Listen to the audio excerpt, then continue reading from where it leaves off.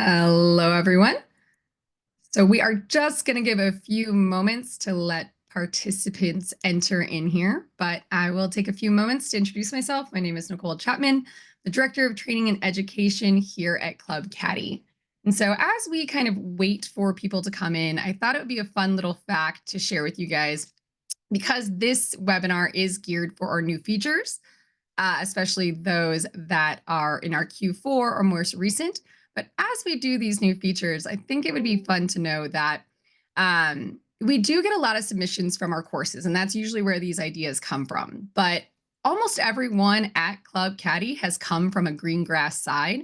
And we tend to lean on those who have the most experience in those areas. And so, for example, Grant is going to present on events and food and beverage, and he has a ton of experience. His background comes from there. So as we bake out these new features, we really try and take the time to understand it from an operator's perspective, because we've been there and we've done it, and we know the pains and the grinds of that every day. So I thought that's something that's fun to share. And Michael has a ton of shop experience running shops. He's definitely on the leagues and golf and that side. And so I thought that not only are we a company that develops software, but we really do come from the green grass side. And we try and use that experience to really make these new features the most robust and the best that we can for you guys based on our experiences. So I thought that was a fun fact as we wait, but it looks like maybe to give it another minute, but I'll continue on these introductions.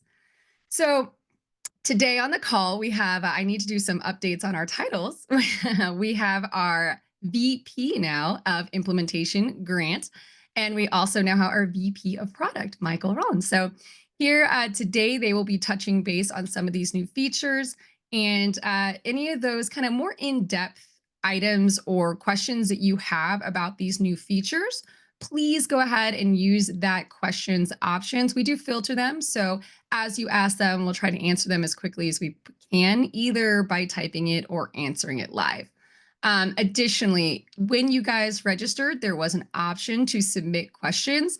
We are going to focus on the questions that are really geared for these new features. If there are questions that were submitted that maybe don't necessarily pertain to this, we will absolutely follow up with you to answer some of those questions, direct you to the right person who can assist those. So they won't be forgotten, but they may not be addressed on this particular call. So as we jump into this, I am going to now pass it off to Grant. It's been, 11:03. So Grant, do you want to start us off? Perfect. Thanks, Nicole. All right, I'm going to go ahead and share my screen.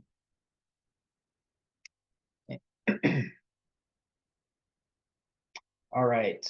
Can you guys just give me the thumbs up that you can see my screen and let me know? Good. All right, perfect. All right. So as Nicole mentioned, one of the things that I've always been focused on is food and beverage and events. And one of our some of our major key features that we rolled out in Q4 this year are really event driven. For those that may have not have caught the previous overhaul to our event module that happened in our kind of Q2 webinar. I'll just kind of do an overview of kind of what all changes that happened. So the first thing that we did is we added some new event settings. And I do apologize. I'm looking at my other monitor here, which is not facing my camera. So kind of rookie experience here, but so looking at my other monitor here. In our event settings here, we have a couple of new event settings that we have. One's going to be our service types. So service types are the opportunity that when you add an instruction or a product to an event, this is a way that you can summarize or put on the bottom of the BEO where all of your items will live. So this service type was added again in Q4 or Q2 of last year. It's a great way, as I mentioned, to kind of summarize all your products that we have. We have a new report that I'm going to go over in Q4 that actually then breaks all these service types down to give you kind of a forecasting tool that's part of it. But I wanted to give you kind of some back end story, kind of how all this kind of was built out. The second thing is our instructions. So the instructions are going to be preset that allows you to kind of create a course setup, registration setup. You can kind of put in your default instructions. I can add these instructions to an event. And then I can customize it when I add it to an event where I can actually say they need 3 registration tables, 4 chairs, these colored linens, et cetera, et cetera. So all of this stuff, again, was added in Q2. We expanded on it in our Q4 build out. So the things that we've added into the major changes is this was strictly built into our banquet module. So in events, we have banquet events, we have golf outings, we have activities and golf leagues. All of these things, we've built out. The entire structure of the entire new event module was just in the banquet module first. We wanted to vet out all of the bugs and the issues and making sure we had people testing it and giving us some feedback of exactly what needed to do, of how we need to improve on it. We officially got all of that answered, fixed. And so all of the changes in regards to the instructions, the new BEO, all of that functionality now lives in not only the banquet manager, but your golf outing manager, activity outing manager, and your golf league manager. So you can create timelines, you can create service items, you can do all of that and create BEOs for all of those new modules within our system. So that's one of the first changes that we have. The couple other changes that we have going back into the event settings is in our instructions. We had some feedback where it wasn't sure how my activities or my instructions were showing up on the BEO. So we added a new display sequence that allows you to actually customize the display. So I can put in 1, 2, 3, or 4, and that will then showcase at certain areas on the BEO. So the way that we look at instructions, it's going to be similar to this. So I can do this on this section here of the BEO. I'm going to make this a little bit bigger here just so we can see it. We'll pull it into a start time and where it lives, whether it's a venue, a location, the timeline item. But then you can see that we have all of these access down below here for different timeline items can all be displayed kind of based on how you want that set up within the system here. So that was one feature that was added as part of that. Another feature that was added, both of these now live inside the event builder. If I click on this, we now have a role title that you can add to a customer. So if I wanted to have this be the groom and the bride, you can put in that mother of the bride. We do have the ability to just put 2 customers in per event, but you can at least put that on there, and this will showcase on the BEO so that if you ever need to reference who those roles are, they're there as well. Another function that we added, we always had the ability to do tax exempt on the overall event. Some feedback that we got from courses is that there's certain items that can or can't be actually done as tax exempt. So in this scenario, we've now added so if I added a product to our event here, and I'm just using add-ons as an example, I can now mark that item as tax exempt, yes or no. So if, let's say I'm going to mark the entire event as tax exempt because we're doing it for a church or a school, they have a 501c3 certificate, you've added that to the, to the event. But let's say, for example, like liquor can't be tax exempt, you can then mark that individual item as tax exempt, yes or no. So that was some feedback that we got, some courses based on certain counties or cities or states. They have some requirements that can or can't be tax exempt. So those are really the kind of the back end functionality that was added. Probably the most popular things that were added is now going to be some reports that we have. So one of them is going to be an event charge report here. So event charge summary report. I pulled an example of a course that actually used one that uses our event module really heavily. And so this report here is an event charge summary report. And what this does is you can, as you notice here, you can select all event types, or I can actually break it down by either a banquet or a golf tournament. And then I can actually put in certain dates. This allows you to kind of forecast, hey, for, in the past or in the future, this is what we're actually doing for our potential menu charges, any golfer charges that we have. This is any type of event charges, which is like being charged in from the register, any add-on charges. This breaks down your service charge as a separate column. Your tax gives you a overall service charge, and then any payments and balance due. So this is kind of a great way for if, GM of the club's walking in and saying, hey, what do I have on the books for February? What do I have on the books for April? This is a quick way for you to come in here and run a report and forecast what you actually have built out in Club Caddie. The second report that we have is an event service type report. As I mentioned before, this breaks it down by the different types of service charges that you have.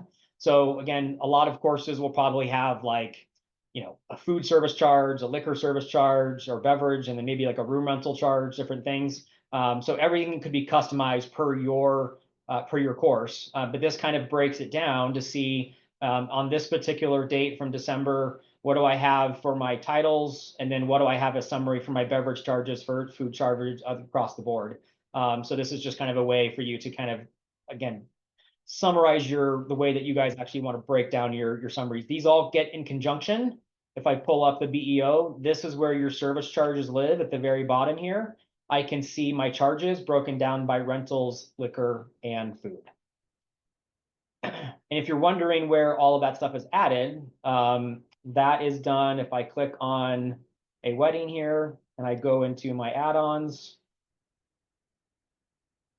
Here are my service types. So I can add a product to a timeline item, but I can also add it to summarize it as part of either food, liquor, and a beverage. Again, these are customized per course that you have the ability to add whatever service types you want, and then that will summarize those on the BEO and the net service type report. So those are probably the 3 or 4 major changes that happened that we thought we wanted to bring up on the call today. We did have a bunch of event questions that were in, and we will be reaching out individually to those courses that did ask questions regarding events to provide any additional kind of one-on-one training or things that are needed as part of that. So that's all I have on the event. I think I'm going to pass it over to Michael to answer some other questions. Awesome. Perfect. Thanks, Grant. Yeah, really good stuff with the events. So I am going to take over the screen share here. Give me 1 second. And let's see.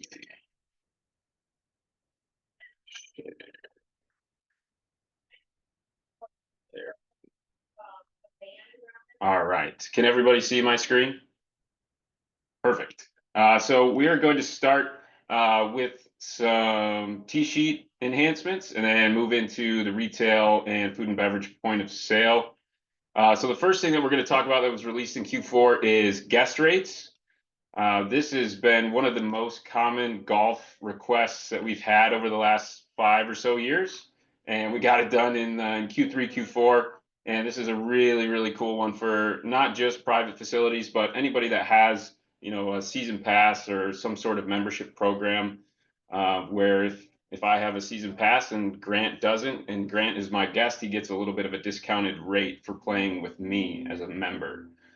So in class rate management and settings, you can see that we have this new tab up here for guest rates. And so if we click on that, you can see that we can create as many as we want. So this is the 24 season pass guest rate. It's just like creating a regular rack rate or a class rate. You go through the same steps. And then if you go to class type, if you want a guest rate to apply to more than one class, you can go ahead and add those here from this drop down. So we could add any class, any membership that we want. So you don't have to create a guest rate for every single class. Otherwise, this list would be incredibly long and very difficult to understand. So you can tie multiple classes to a single guest rate. And then we'll show you what that looks like on the T-sheet. If I go to this 140 time, you can see that when I don't have any customer and member in here, it defaults to the rack rate for $100. So that'll be for all 4 players. But when I type in a member's name, you see that I have class rates available, these $0 rates, and then the guest rates automatically apply to everyone else in the group. So if we go ahead and split reserve that, you can see that the red is the color of the class rate here, and then this pinkish color is the color that is tied to the guest rates. So it makes it a little bit easier to identify on the T-sheet when your pass holders or members are playing, and then if they have any guest rates that are tied to those class rates. So yeah, really cool feature. Like I said, it's been a long time coming for this one, and I really hope that everybody takes advantage of this of the guest rates. So we're going to move a little bit into the register now. If we go in here, so I've already created an order, and you can see that we have this new fire icon here next to the Asian chicken skewers. So I've added some items here, a wrap, a pizza, and a steak special. Obviously, I've sent the Asian chicken skewers already back to the kitchen, so you can see that there's 3 items available right now to be sent. So if I just wanted to send the pizza next, click on here, we'll just send the pizza, and then that will print back to the kitchen, and there's the fire icon. You'll see if maybe we want to order another pizza, I just add there, and now you'll see that one has been sent, and there's one that needs to be sent. So that's why we have the number up top here, and that changed from green back to this red color, signifying that there's still one that needs to be sent. So if I send everything now, go. Now there's nothing available to be sent. I've sent 2 pizzas and everything else on this tab. I love this feature. I'm like a huge visual person, so this for me is massive. I loved this little icon. So sorry I had to interject there, but Yeah, no, definitely a good one for ease of use when you're, especially when you have a big tab with a lot of items on it, just to easily be able to see what's been sent and what hasn't, rather than looking at the numbers down here and trying to guess. So another one in the food and beverage aspect that we're going to talk about is register notes on the pin lock screen. So if you utilize pin lock in any capacity, if you click on this, you'll have to enter in your pin number. And we've added this pop-up with today's register notes. So you can see here that we have some special notes for Wine Wednesday. So anytime that the pin lock icon is clicked, this will show up. You can stack notes on top of each other if you want more than one to show, but we'll just enter in our pin here. That's going to open my order back up. But if you go into settings and register settings, you'll see that we have this register notes tab now. And this is where you can create those notes. You can have a start date and an end date. You can also have it applied to particular days of the week. So if you want to say, if you have, Taco Tuesday every Tuesday for the entire year, you can just set it up January 1st to December 31st, only on Tuesdays, and that's the only days that it'll show up. Perfect. So kind of staying in the register food and beverage arena, I guess. We have some payment type configurations. This is a pretty big one for us. This has also been a very common request from a lot of facilities, is how I want to be able to customize what options show in our payment pop-up. Maybe you don't do cash, so you don't want to see cash. Maybe you don't do member charge, so you don't want to do any of that. This is a really cool way to be able to do that all the way down to the individual terminal level. So if we go into the payment types builder, you can see that we have the first tab here is for course configuration. So you can set this up, and under the course configuration tab, this will apply to all terminal locations and all individual terminals. So right now we only have these payment types available, and you can rename them whatever you want. And then if we went down to the location level, so there's nothing set here. So this is, every terminal gets the course configuration set up. And if I wanted to do it for this location, I'm in the F&B terminal location here. I could set that up maybe in food and beverage, it's only member charge and credit and debit. Those are the only 2 payment types you want to accept here. You would just add those 2. You can call them whatever you want. And then you can even drill down further, and I'm on server tablet number 1. Maybe that's only member charge. There's no credit cards at all. It's just charging back to an account, or vice versa. It's only credit cards. You can go down into the terminal. You can click on, we'll do Clover, and we'll say credit cards. And that would be display 1. So if you did this, credit card is the only payment type that would show when you go to actually pay for a transaction. So you wouldn't have the ability to select anything else other than credit cards.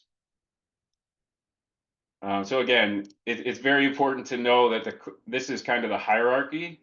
Course configuration is first. If nothing is set at the location and terminal level, it will inherit whatever is set here.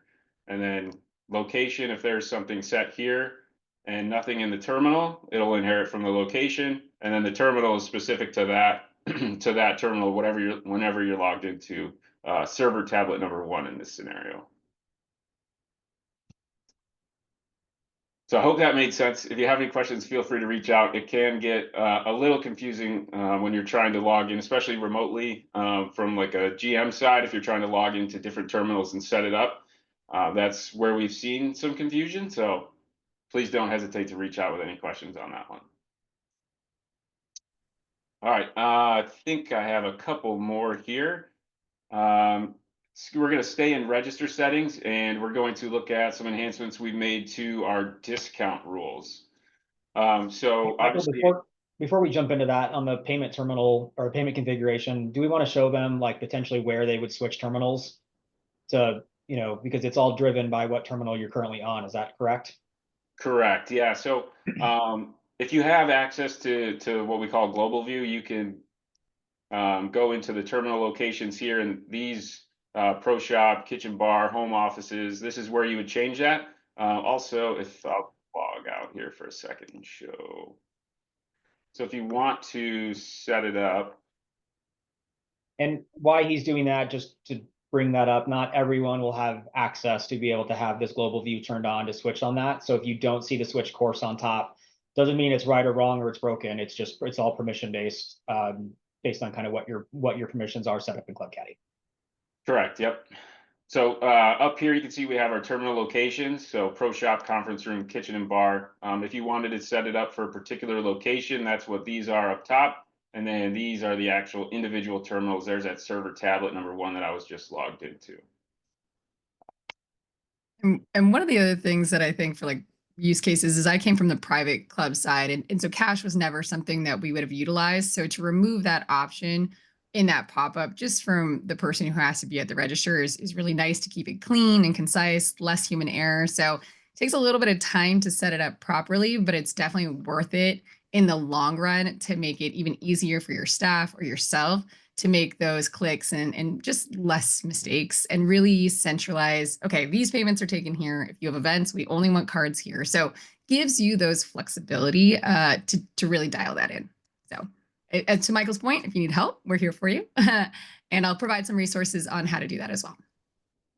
Perfect. All right, just a few more things to run through here. Like I said, we have made some significant progress on our discounting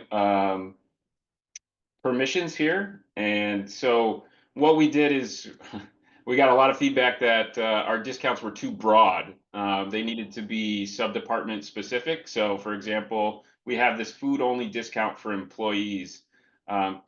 Previously before this enhancement, if this was the case, employees only got a discount on food items. So from like a food department or sub-department, if an employee came in and they wanted to buy some merchandise from the pro shop, some food and some drinks, they would have to discount those food items individually on the item level in a tab in the register. So what we did is we made these department rules for discounts. It's really easy if you create a discount type. If we're creating a new one, we've just added the specific department rule here. So this is what you would select if you want to do that. And then like we had in this example for food only, this department rule, we can go in and we can add any department here. So we'll go into food. And if we want to get it down, if we want to narrow down, maybe it's only on pizzas they get the discount. We can do a % or a cost plus percentage. And we'll save that. So now they get discounts on pizza and sandwiches. So that is, yeah, that was a big one for us. We got a lot of positive feedback on this department rule setup for the discounts. So yeah, I think that is all I have for the updates on my side. Well, and I was just going to say about that department rule, one of the things I like to point out is we have so many different facilities that do things so differently, and the way that they want to apply discounts, how they want to apply it. So we really tried to create multiple ways. So I know sometimes when you see it, if your facility doesn't do it that way, you're like, ah, but we are really trying to accommodate the masses in these things and covering all of our bases. So I just always like to explain that because when I came on board, I just had no idea how differently facilities run their operations and the uniqueness that really comes from that. So we really try to adapt to that to the best of our abilities. And that's one of those that's a huge one. Perfect. I think I'm taking over here. I got one last thing to showcase before we dive into some Q&A. So let me share my screen again. So one more time, just give me the thumbs up that you can see everything. Perfect. So you will notice this across the board that we'll say that every time that we have a release, it's because of feedback from people like yourselves. And that's exactly what this one was. So we've done a major overhaul of our modifiers in food and beverage. I think we are on version 4 now, I think, of different ways that we do modifiers. And all of this is as we want to eliminate the human error. We want to make this as clean and simple for not only your staff that's ordering, but when it goes back to the kitchen, that they know exactly what needs to be ordered across the board. So we added back in, I think it's either Q1 or Q2, we added the ability to do no extra on the side for individual items. And people really liked that option. They loved the ability that if I was to select lettuce and I wanted to then say, no lettuce or extra lettuce, that it would automatically populate the word no in front of lettuce.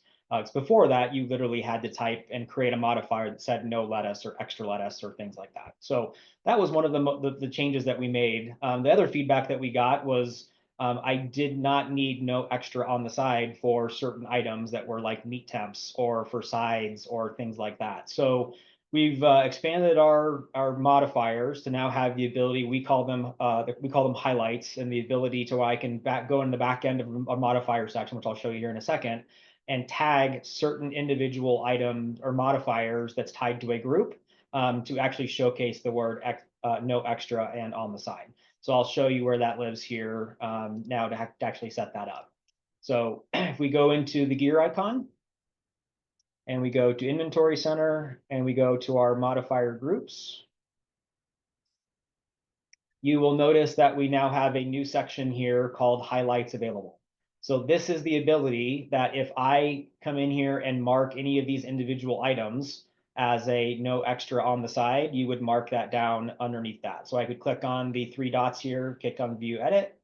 I could come down to my rare. I can mark that as highlights available. Now I can do it per individual item. So if I came down here and said, hey, I just want my rare to be no extra on the side, kind of a bad example there, you can totally do that. So you can, I apologize. You do not have to click on the action button first. You can just click on this little toggle here. I apologize. So this is where if we were to go down into, let's pull up some additional items that we have there, we can actually see that some of these things are actually added. We have a bunch of liquor mods here. So you can see in this example that we have this side house salad has onions, cucumbers, and croutons as its toppings. And then I've marked that on there. If I did not want to have that, maybe a perfect example would be dressing choices. Hey, I don't need to showcase no extra on the side for maybe my ranch if it comes with it, or it's mixed in with part of the ingredients and we can't remove on that, you can remove that. The other function that we've added as part of this, which I think we're one of the only few people that truly do this when it comes to a point of sale system, and we really wanted to help with your cost of sales, is so let's say in a side house salad, you guys are, everyone is always asking for extra onions or extra cucumbers. I then have the ability to come in here and click on View Edit, and I can say, if they select the word extra, I can actually charge 25 cents. So new feature that's added, really nice opportunity for you to see what that, what that comes in. So especially as you get into like, maybe if there's bacon where, it's included with that, but if they want extra bacon, you should have the right to be able to choose that without having to just add another thing that just says extra bacon. So that's what this new feature is this called Highlights Available. This will add the no extra on the side by the individual modifier item that's in our module, plus the ability to do extra selling price if you click that. Now, if you are utilizing kind of V1, V2 of our modifiers, and you guys are not using our inventory modifier group section, please reach out to us. We do have the ability to kind of help build this out, whether it's done through imports or whether it's through some things. We do have some functionality that can kind of walk you through this process, because there is a lot to kind of build in the back end. And the theory about this whole new kind of modifier group is the ability to create multiple modifiers in the back end and then tag them to, or let me take a step back. Create like one modifier group, like a meat temp, for example, and then be able to add that to multiple items, like multiple burgers, multiple steaks, things like that. So we've just kind of evolved into a kind of a better way to do modifiers within our system. And we think that going forward, the way that we have this built out, as long as you put the work done up front to kind of build this out correctly, it could eliminate all the human error as part of this. Plus, it could really, really help you guys affect your cost of sales in regards to making sure that you guys are charged what you need to for like those extras and different things like that. So that was a recap of some of the new features that we have done. Don, I did see your question, and I know we do have some extra time, so we will kind of get there as well. I did want to take a moment to also remind people that we do have some additional resources for these new features and slides. So I'm actually going to share my screen, which is not something I usually do. So share with me, bear with me for a second here. And here we go. So here you are going to see, this is the Club Caddie website. And so here under resources, under the changelog page, we do also list all of these new features. And one of the things that is near and dear to my heart is we do actually do a video review of each of these new features as well as slides. So if you prefer to watch the slides, you can do that. And these will both give you some insight to these features and how-tos, and they are provided for each of these releases. So I wanted to expand on the fact that you do have these resources. And on top of that, we also have our knowledge base, which is our article-based help tool, which if you type in the search, you can search for any of these features as well and learn how to do it step by step. So if you didn't know these resources are here for you, they absolutely are. And then the last one that I definitely encourage people to visit is the Club Caddie University, especially if you have new hires, new staff that needs to get familiar with the system. This is our video online education as well. So you can pick a particular role type or section of the software and really provide those links to your staff or yourself as reminders. So I just wanted to throw that out there and let you know that those resources are there for you as well. And so now I'm going to stop sharing here and get you going. So we didn't have a ton of questions come in. So if you guys do want to submit some questions now, we definitely have some time here. So I will, Don, let's go ahead and ask this question. So the question he has is wondering if we were able to edit the T sheet after a tea time has been reserved, i.e. add another members to that time. So I'm going to let maybe Michael, do you want to take that? Yeah, I can definitely take it. I just saw it and got a few things pulled up here. I'm going to take back over the screen share. Let's see.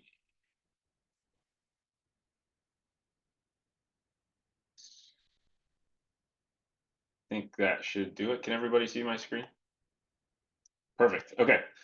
So a couple things here, Don, that we want to be looking at. If you are using the member or customer portal, that's going to be where people can go in and you can give them the ability to edit their tea times.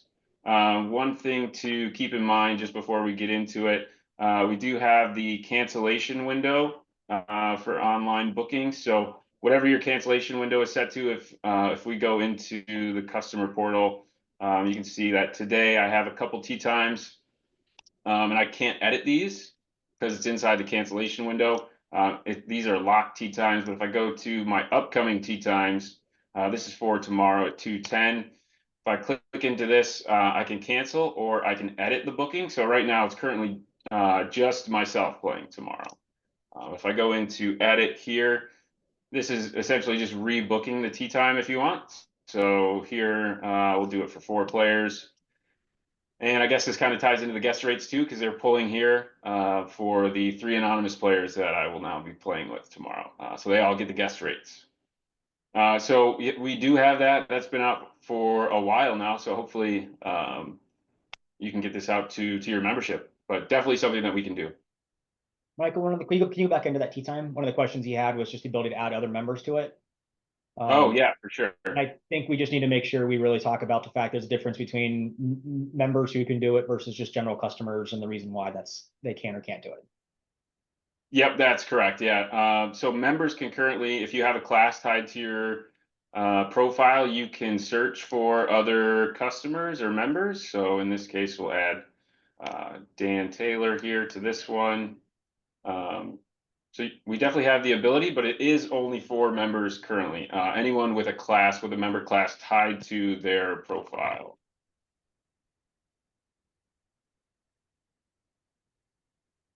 And the reason that we don't allow just general customers to be added to that is because you could have 20,000 customers and you might have 17 John Smiths in there, and they might select the wrong one, and they might get wrong email confirmations and things like that. Where members usually will have a pretty good idea of who they're playing with, as they like to play with, whether it's emails or the same name, stuff like that. So it's currently just a member class option. And Don, I see your questions. Is there a setting that you'd have to change? And then we must have some sort of lock on the ability for our members to edit. So it may be due to that window. Maybe they're trying to edit it when the window is already closed. Michael, is there any other setting parameters that I'm missing? No, yeah, it's just the cancellation window. If the tea time is outside the cancellation window, they can edit or cancel. So definitely would want to look at that, whatever that is set to. And then, yeah, obviously just make sure that it's the members, your members that are logging into the member portal to be able to do that. And a big conversation about allowing it for customers. There was a lot of talk about it. And as a team, being operators and knowing what that's like, it's the protection of that information, because as a membership, typically you share your information on websites already, but as customers, you don't usually do that. And so it's a protection thing, ensuring that people can't just adjust or add random people to those times that may be incorrect. So kind of a protection built in. And we did discuss it in length. I do promise that as well. And if you do have questions about those settings, parameters, maybe you just need a review, you can either always head to our knowledge base or use our support chat line, which is always a fantastic tool. Our support team is fantastic and very responsive, and usually can answer your questions pretty quickly. One tip to that is if you have an image that you can share with them, a short video to share with them, it also helps them tremendously to see what your settings already are. So anything that you can provide is great. So that is, if we don't have, let's see, we have some more questions came in. Yeah, there's a couple of food and beverage one. Looks like Corinne, I apologize if I said your name wrong. But you mentioned about there was a question in there about asking programmers to make it so what currently if you add an item and then it has modifiers tied to it, it kind of forces you to select modifiers and not exit out of that. So I'll share my screen and kind of explain that. So in the register, if I select a hamburger, if I try to hit close, it forces you to do one meat temp.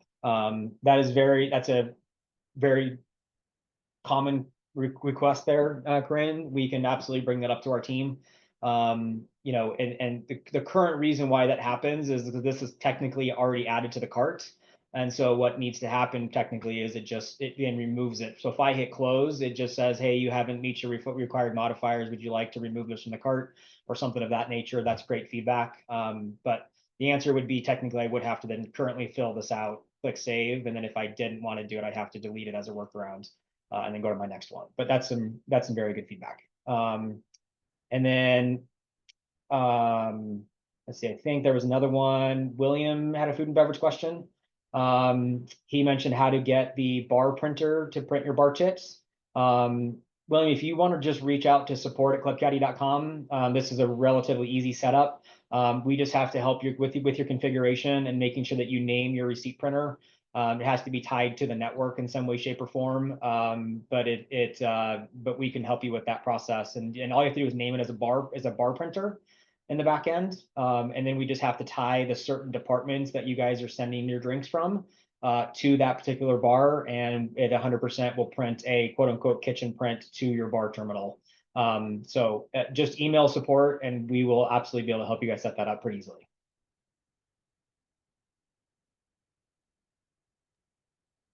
So I'm trying to catch up on the questions, forgive me. So David, when a member is booking a tea time with 3 other members, will that time slot be locked so no one else can book that time while they're listing all the other members? Oh, I see. So they're currently in the time trying to book it, and if someone does it faster than them, if they beat out that time, I'm assuming that's kind of the question. And Michael, I'm going to lean on you for this one. Yep, for sure. It's a pretty common request to have a sort of shot clock on the tea time bookings. So once you click on the tea time to reserve it, no one else can get in there for 5-10 minutes, whatever amount of time you'd like to put in there. It is something that we will be doing. It is in our roadmap, but yeah, currently something that is not available. Whoever reserves the tea time first is currently the one who gets it. And that's a tool if you guys are utilizing the banner images that can be kind of put above the iframes. That's a great way to just kind of let them know that that the tea time is not reserved until you've actually hit confirm or pay. So the quicker that they can get into it. Sometimes we have told courses to get it, book 4 players as the main captain, and then go in there and edit your tea time once it's been officially reserved if you're worried about losing your spot as an option. So. And then Mike Nix out here in California. Are there templates that can be loaded for events? Example, basic wedding packages with notes for the BEO. So Grant, there's definitely templates that you can copy and paste in there. And it's a huge tool for the events. As somebody that used to do tournaments, so much of that information is repetitive. And so Grant touched base on it a little bit earlier, but yes, you can absolutely build in templates for this. And I'm going to let him go back and dive into that for a second. Yeah. Is my screen okay? Yep. Okay. So there's really 2 places where that can live. If let's just say, again, I'm on another test environment here. So let's just say this bacon ranch cheeseburger was one that was going to be added to events. We do have the ability, if you are in inventory, we have a thing called event remarks. And this allows you to actually put in potentially what that includes. So on my other one that I was showing with the actual event module, that land and sea buffet that had that package, if I pull up that particular BEO here, this land and sea extravaganza, this was the event notes that was tied to that individual item. Now you might have like an American barbecue where it says you give a choice of 3 proteins between pulled pork and ribs and barbecue chicken, but they can only pick 2 out of the 3 or 2 out of the 4. So you can put all 4 proteins in as your kind of event remarks. And then when it's added to the event, you can actually customize and actually pick those particular 2 proteins so that eventually once the BEO is signed, they've agreed that I'm actually picking pulled pork and chicken as an example. So that's one place that where that can live is in event remarks, and that's on the product level. And then on the timeline level, that was what I kind of showed you earlier, is if we get into our event settings here, which now I do not have it turned on for this one. So give me just a second. Let me log into my other one that has the event module turned on. I apologize. I'll pass it back over to you, Nicole, while I'm setting this up here. Yeah, no problem. Actually, Judy asked a question. So Michael, we'll get back to you, but is a quick cash or fast cash button in the works, one touch and done cash button in there? Sure. We actually do have a way to do this. I believe that works pretty well, Michael. Forgetting the exact process right now, but there is a way to create that cash button. Yeah, so it's not really one touch and done for a cash to cash someone out. It's currently 3 clicks, so you have to click on pay, and then you hit if cash is your default payment tender type, you just click OK. So you hit pay, you hit OK, and then you hit pay exact amount. So it's 3 clicks. It can be done really, really fast. We have gotten some feedback actually that the one click cash out could be a little bit problematic, just because people are always, especially on a touch screen, or they're clicking on around too much in the register. Having just a one button cash out could potentially lead to more harm than good, with people cashing out incorrect tabs, or they want to pay with a different tender type and they have to void and reopen, things like that. So we've actually found that more than one click is usually better in the long run, and you can do it in the matter of less than a second. With the 3 clicks, just bang, bang, bang, they're pay exact amount, and it can go pretty fast. So Perfect. And then just going back to those default instructions that was mentioned in one of the questions here. If you click on add, I can make a determination whether that's going to live in either golf outings, golf leagues, activities, or banquets. You can put a title in here. Again, that's where you set your display sequence. And then you can come in here and you can put in what your default instructions are. These will just live in the background. And then on the actual event module, when you are adding an item to a pull one up that I've actually done here.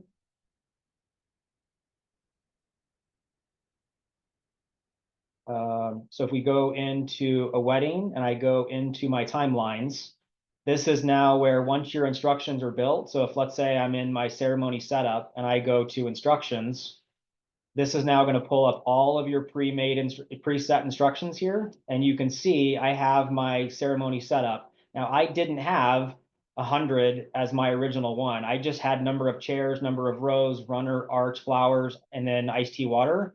This now allows me to customize my instructions by this individual event. So now I added that it's going to be 100 chairs. I added start the first row with 5 chairs on each side, grow with 2 chairs, et cetera, et cetera.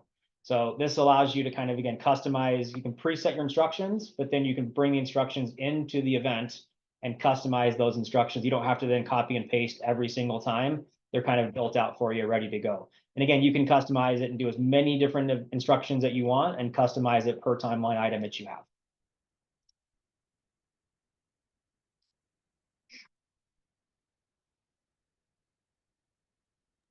All right, so I think we have gone through and answered most of these questions. And forgive me. And this is honestly why we do these live webinars, is we want to give you the opportunity to ask these questions. I know there are some coming in that probably are going to be best suited for a one-on-one with somebody in support, maybe another implementation person to really dive into it, give them some time to look at your settings. So with that said, one of the suggestions I do always suggest is if you could list out some of the questions, concerns that you have regarding your particular setup, so that we can prepare for those calls, look at your back end, and then be able to really explain it to you or adjust any settings needed with our support team, our customer success. There's a lot of people here that can help you. But getting the information really lined up for us is going to allow us to really dive into it ahead of time and then come very prepared. So we're not scrambling, trying to figure it out at the moment. So if you do have some of those more in-depth or specific facility setup questions, I would suggest going about it that way. You can reach out to me directly and I will put you in touch with those people and kind of set those things up for you. I'm at nicole@clubcaddie.com. So happy to help in that front as well. But for this and sake of time, I think we'll address those a little bit later and more on one-on-one. But with that said, if no other questions are coming in, we do hope that this has been a helpful tutorial. This recording will be sent out to you after this. So if you do want to share this with your team members, it is there for you. And we just want to thank you all for taking the time to be on this, take the extra education that we're providing, really special to me. So thank you for doing that. And special thank you to Michael and Grant, who do take a lot of time out of their day to do this. They are very busy right now. We are in peak season for implementation and product. So thank you both so much. Really appreciate the time, and everyone else who attended today. We appreciate you. Thanks for being a part of the Club Caddie family. And we hope you all have a great rest of your week. Thanks so much. Have a great day.